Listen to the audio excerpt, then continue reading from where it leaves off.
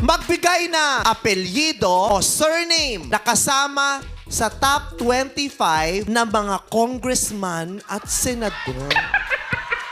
Ayoko nitong tanong. Ayoko. Magbigay ng mga pasok sa bagong listahan. Okay. Magbigay ng apelyido o surname na kasama sa top 25 na pinaka-common o pinaka-pangkaraniwan na apelyido sa Pilipinas. Ano yung mga sikat na apelyido? Yung mga maraming may-aring pamilya niyan. Magsisimula ka, Eddie, go! Bongo? Pakiulit. Bongo?